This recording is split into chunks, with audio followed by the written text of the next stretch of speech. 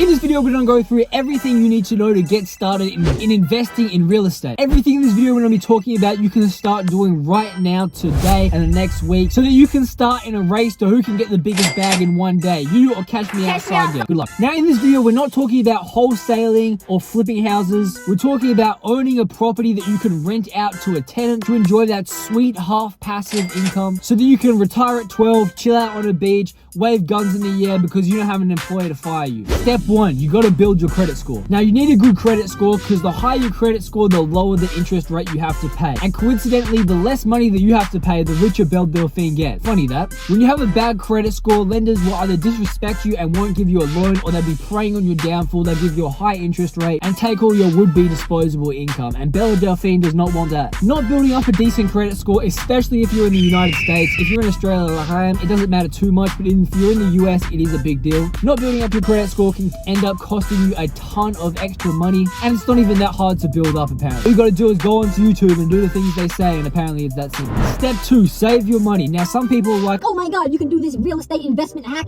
and get 0% down to start your $10 billion stock portfolio. Oh my god. they're capping. You generally don't need to put 10 to 20% down of your own money, and if you're putting less than 20% down, then generally don't even need private mortgage insurance as well, which I talked about in this video. It just means you have to pay a little bit extra of a fee every single month. Now, as I said, if you want to buy a house, you actually need income, you actually need money. You can't buy a house with no credit, with no income, and no money saved. Oh, really? It doesn't matter how you get your money. Well, it does a little bit, but some ways are more fun than others, so pick your poison. Goddamn Jets, bro, shut up. Step 3, you need to be able to show proof of consistent income. So no, you can't pull a Tate Brothers and kidnap some random girl and put her in front of a webcam and make a ton of money until she eventually becomes old news. You need to show that you make reliable money. So you might have to kidnap a new girl every single month, or get a job, or start a legitimate business. As I said, it's up to you. This is going to prevent people from borrowing way too much money based on one phenomenal month. In a real case scenario, it'd be like if someone had an e-commerce website or a YouTube channel, and then all of a sudden they made like $100,000 because one video went absolutely crazy in that month. But normally they make like $1,000 a month and they end up borrowing for a $10 million house.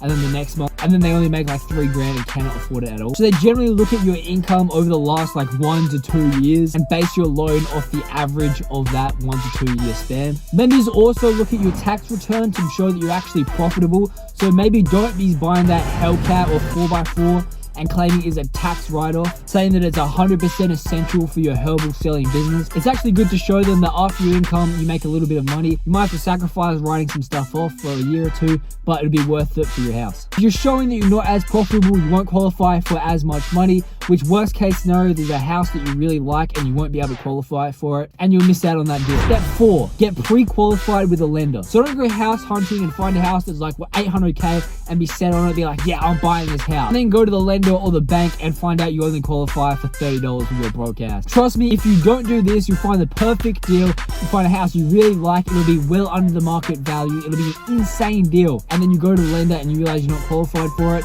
and then every single house you look at afterwards won't be as good of a deal, and you end up just messing yourself up mentally. To save yourself the time and go to a lender before you even start shopping around for a house, and instead shop around for different lenders. Get a quote from one lender, see how much you qualify for, what interest rate, and then go to another lender, see if they'll beat it, and then you get pre-approved for multiple different loans, which means if one lender pulls their offer back when you finally get a house, then you have other lenders to fall back on, which is also good. If you're like, oh my god, if they run my credit a bunch of times to check it, then oh my god, my credit score's gonna decrease. Don't worry about it. Anytime they run your credit, if they do it within 30 days, it only counts as one credit run, so it won't hurt your credit score. That rule is actually made so that buyers can go around and shop around for the best possible loan. Step 5, do your research. Find every kind of house in the market. The best way to find houses that are going to go up in value is generally find an area that exploded, went crazy, and then find a nearby area, maybe 5-10 minutes away, that hasn't gone up in value yet, and invest there, because eventually when people start to get priced out of that expensive area as the values keep going up,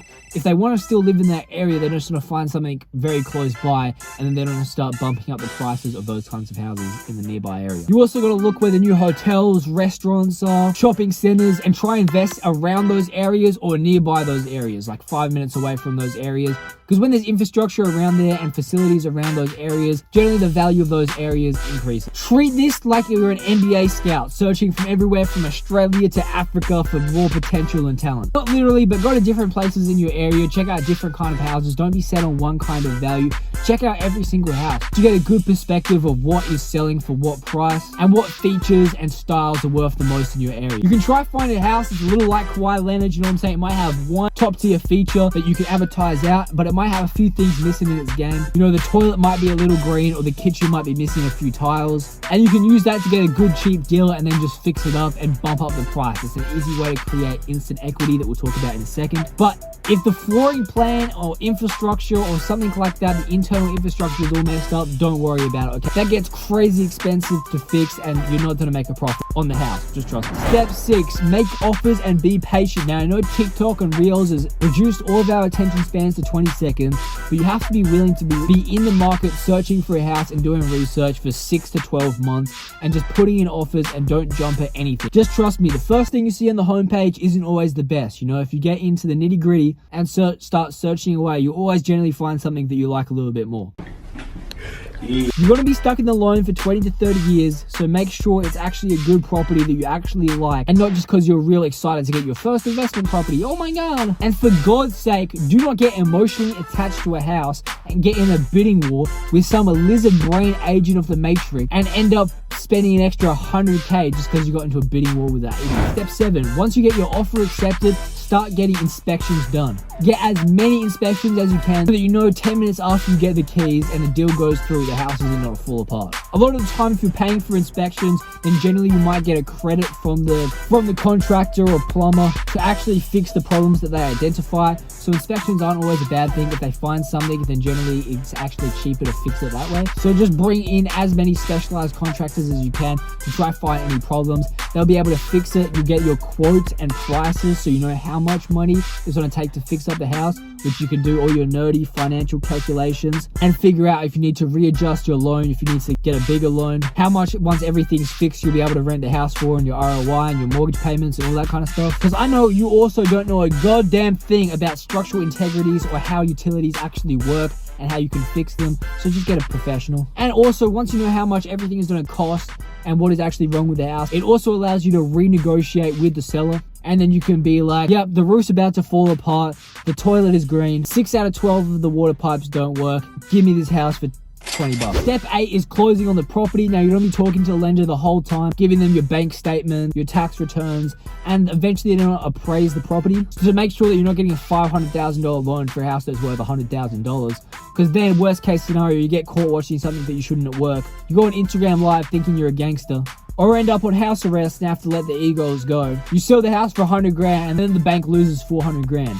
Just know that the bank never loses. You can get your deal closed generally between 20 to 45 days, just depending on how much work you did prior with the lender. Step 9 is start renovations, okay? This is where you start fixing things up, build some instant equity in the home. You fix that bathroom and now all of a sudden the house is worth 30k more than you bought it for. It also means that the more the house is worth, the more you can charge for rent, so the more money in Bella Delphine or Amaranth's pocket. Or it can go back to the bank and pay off your mortgage quicker, but that's boring. As I said, you already have the quotes from all the contractors from all your inspections and stuff, so you kind of know how much you should be paying, but just expect to pay 10 to 15% more than what they say they're charging, because things apparently always go wrong. And then step 10, the final step, is find a tenant to rent your property to. You can find this on, like, if you're in Australia, realestate.com, Gumtree, Facebook Marketplace.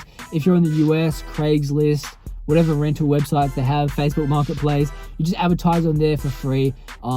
Get maybe a lawyer involved or a real estate agent or something involved so that you can make the agreement official. Do not just be like, hey, yeah, mate, you want to come live in my house? Yeah, just wire me 300 bucks. You know what I'm saying? We'll just keep it on the low, keep it cash, no taxes. Because then if they end up breaking everything, then they're not really liable because technically they didn't ever live there. So you'd be, you know what I'm saying? That's tough.